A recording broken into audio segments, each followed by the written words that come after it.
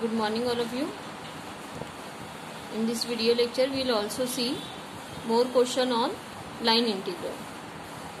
Okay, now see the question.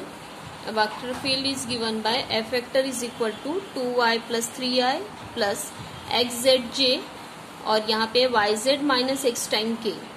We have to evaluate the line integral f vector dot dr. यहाँ पे sometimes there will be c or sometimes it will not be, but it is कि we have to evaluate the line integral along the path x is equal to 2t है, y is equal to t है, z is equal to t cube है और from t is equal to 0 to t is equal to 1. See the value of x y z in terms of t it is given and t is equal to 0 to t is equal to this will be limit of integration. तो हमको ये given है, आपको याद होगा last question में हमने ये आर वेक्टर से फाइंड आउट किए थे. इन this question it is given, so if you want you right it down कि ये एक्स की वैल्यू है, वाई की वैल्यू है, जेड की वैल्यू है और टी की ये लिमिट है. ठीक है. Now to evaluate integration F vector dot D R vector, F vector dot D R vector you know that के इट इज इक्वल टू होता है F vector dot D are by D T into D T.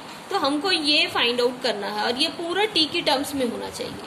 तो इसकी तैयारी शुरू करते हैं. ठीक है. तो देखिए एफ वेक्टर हमने जो गिवन था वो वहां से कॉपी कर लिए है बेटा. अब यहाँ पे एक्स वाई जेड की वैल्यू सब्स्टिट्यूट करेंगे. तो ये है 2y प्लस 3, वाई की वैल्यू है t, तो ये हो जाएगा 2t प्लस 3i. ठीक है. एक्स जेड जे, एक्स ये है, जेड ये है, तो एक्स जेड मतलब 2t टू द पावर 4. ठीक है. फिर उसके बाद है वाई जेड माइनस एक्स, तो y और z की वैल्यू है ये, तो ये हो जाएगा t to the power 4 minus X, तो ये हो जाएगा 2t टाइम्स k. ठीक है. आपने अच्छे से देख लिए, ये f वेक्टर हमने फाइंड आउट कर लिए. अब हमें r वेक्टर हमको दिया नहीं है इस क्वेश्चन में, तो हम लिखेंगे कि we know that r vector it is xi plus yj plus z K. Last question में ये गिवन था, इस क्वेश्चन में ये नहीं गिवन है. ठीक है.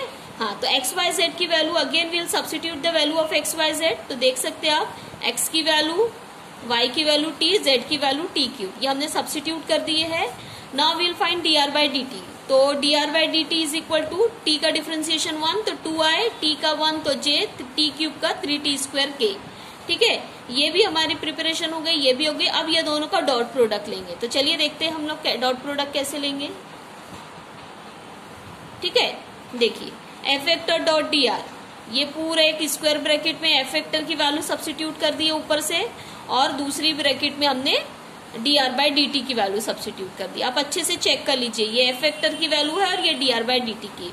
अब दोनों का डॉट प्रोडक्ट लेना है, तो i के कोफिशिएंट को मल्टीप्लाई करेंगे, तो यहाँ पे 2 है, तो ये हो जाएगा 4t प्लस 6. j का कोफिशिएंट 1 है, तो this will be only 2t to the power 4.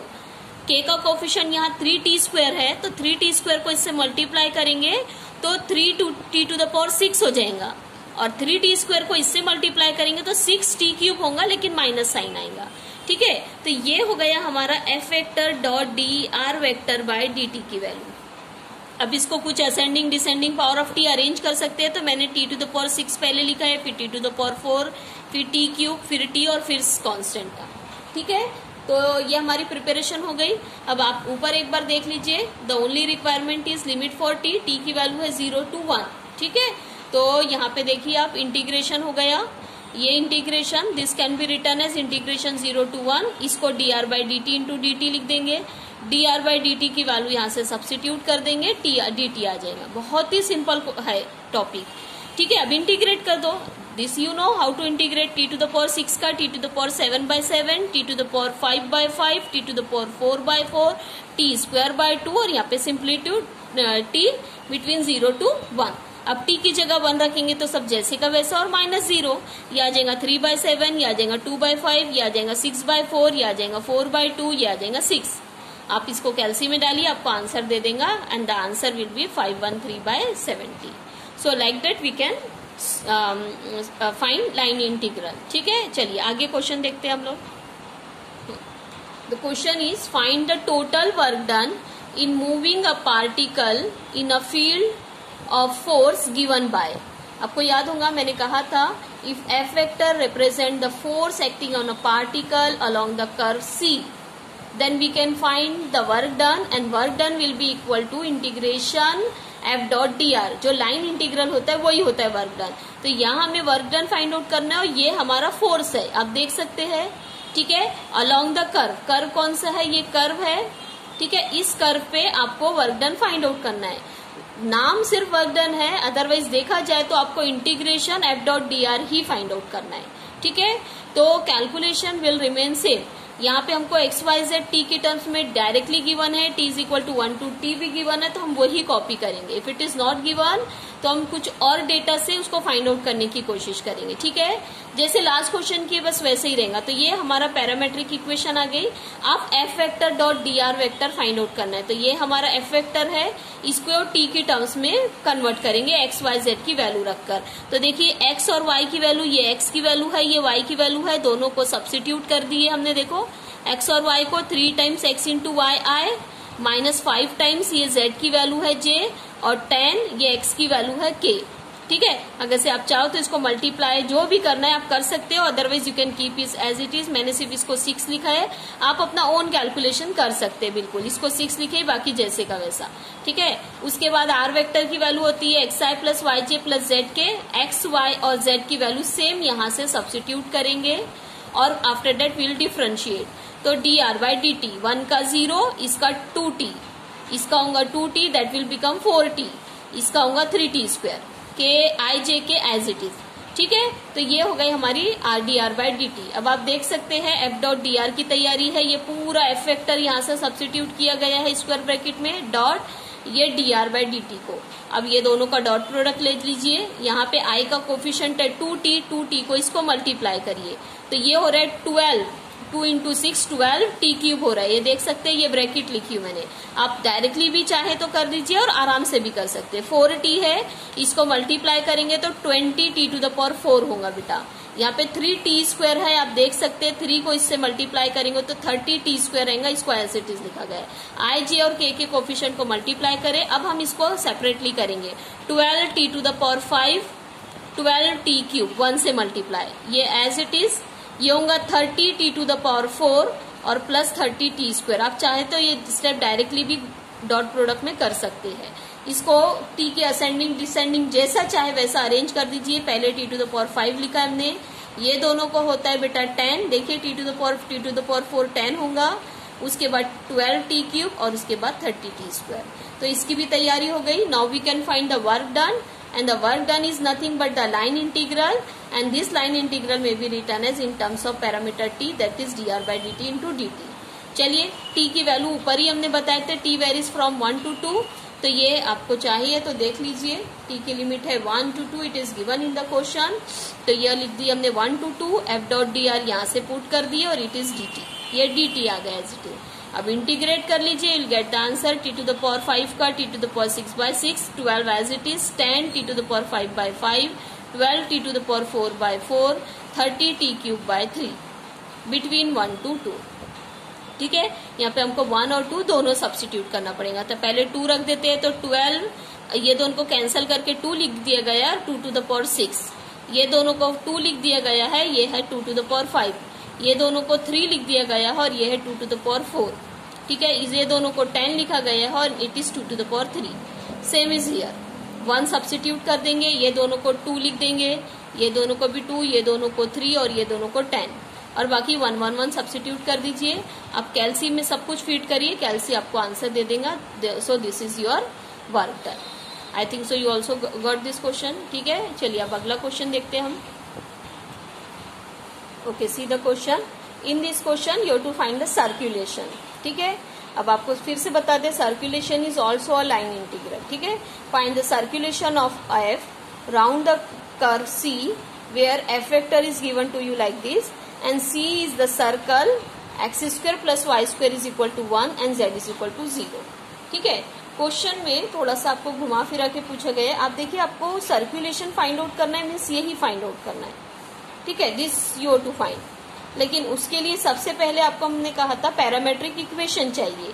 Parametric equation के लिए कर्व देखिए आपको क्या दिया हुआ है, X square plus Y square is equal to 1, Z is equal to 0, and we know the equation of this is, what is this? This is the equation of circle, and all of you know the parametric equation of the circle, x is equal to y is equal to और ये z is equal to 0 दिया ही हुआ है।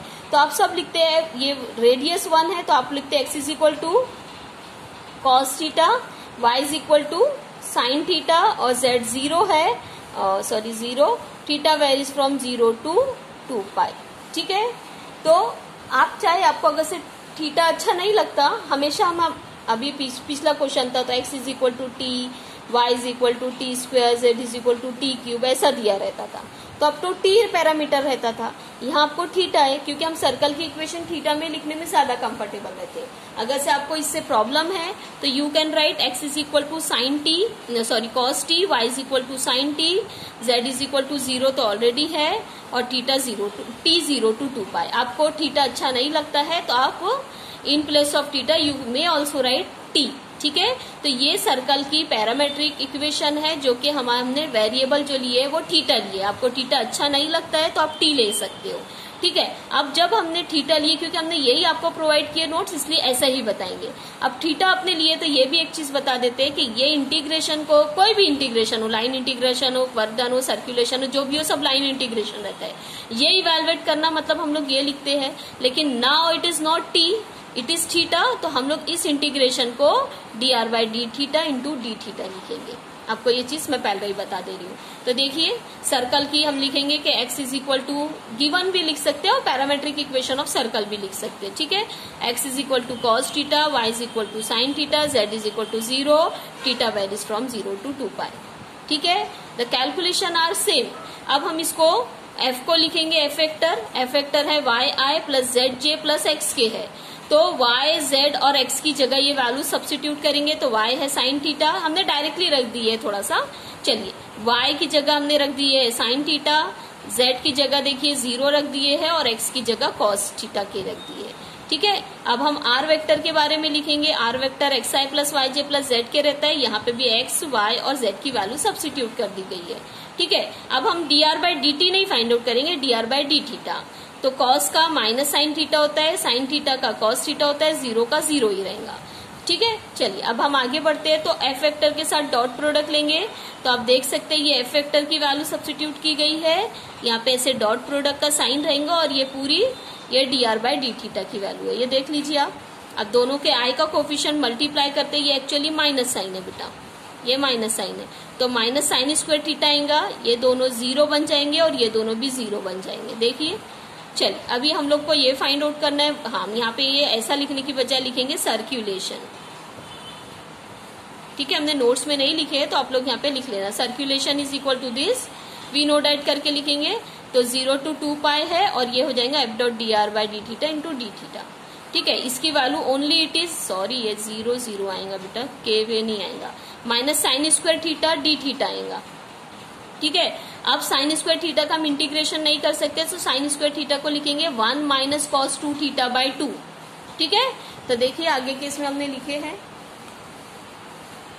ये देखिए 1 minus cos 2 theta by 2, और minus sign उधर का बाहर हो गया है, ये 2 को भी चलिए स्प्लिट कर दिया गया 1/2 माइनस दिस। आपके हाथ में बेटा ये इंटीग्रेशन टोटली आप कैसे भी करिए। ठीक है, ये माइनस मैंने एज इट इज लिखा है, और ये है 0 to 2 पाई। ठीक है, 1/2 का थीटा हो जाएगा इंटीग्रेशन, कॉस 2 थीटा का हो जाएगा साइन 2 थीटा बाई 2, तो जो के 2 के साथ 4 बन जाएगा, साइन 2 थीटा बाई 2 4 बन जाएगा, 0 to 2 पाई। चलिए 2 पाई यहाँ पे रखेंगे तो 2 पाई आ रहा है बेटा, और यहाँ पे 4 पाई बनेगा जो कि 0 हो जाएगा।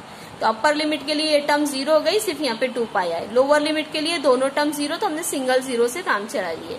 So the answer is pi, that is sorry minus pi. तो ये है हमारा सर्क्यूलेशन, यहाँ पे हमने नहीं लिखे हैं और नोट्स में भी हमने प्रोवाइड नहीं किए थे, तो आपको ध्यान में रखना पड़ेगा कि ये हमारा सर्क्यूलेशन है। ठीक है, चलिए ये एक चीज बता देते हैं, पूरा सॉल्व तो नहीं करेंगे, आपको बता देते हैं सिर्फ। यहाँ पे वर्क डन फाइंड आउट करना है, फोर्स गिवन है बेटा, और यहाँ पे एक्स वाई जेड टी की टर्म्स में है, देख लीजिए, लेकिन लिमिट जो है वो एक्स वाई जेड की टर्म्स में है। देखिए लिमिट जो है वो एक्स वाई जेड की टर्म्स में, तो यहाँ से हम टी की वैल्यू कैसे फाइंड आउट करेंगे। ऑल ऑफ यू नो कि देखिए ये x इज इक्वल टू लिख दिए, ये है एक्स वाई जेड, तो ये एक्स वाई जेड की वैल्यू होंगी 2t² t और t क्यूब, और ये है 0 0 0। ठीक है, तो यहाँ से बीच वाला 0 क्या इम्प्लाइज करता है कि t की वैल्यू हो जाएंगी हमारी 0। फिर से नीचे वाले वही लिखेंगे एक्स वाई जेड मतलब 2t² t and t cube, और ये 2 1 1 ये एक्स वाई जेड है, तो यहाँ से हमें बताएंगा कि ये t इज इक्वल टू 1। ठीक है, y is equal to t and t is equal to 1, y is equal to t and t is equal to ये, ऐसा। ठीक है, तो ये लिमिट मिल जाएंगी हमको। यहाँ पे एक्स वाई जेड तो पैरामीटर के फॉर्म में था लेकिन टी नहीं था। आगे कब सेम है, एफ वेक्टर को एक्स वाई जेड के टी की टर्म्स में करेंगे, r vector x i plus Y J plus Z k लिख के d are by D t करेंगे। सेम, हर क्वेश्चन का प्रोसेस सेम है, आपको प्रैक्टिस बहुत ज्यादा करना है। ठीक है, ये देखो, ये दोनों का डॉट प्रोडक्ट वगैरह ले लीजिए है और आफ्टर दैट इंटीग्रेशन। ठीक है, so here we also stop. ठीक है, और आपको नोट्स हमने प्रोवाइड कर दिए हैं गूगल क्लासरूम पे, तो आप वहां से देख लीजिए बेटा। ठीक है, हियर वी विल स्टॉप। चलिए, बाय बाय, अल्लाह हाफिज।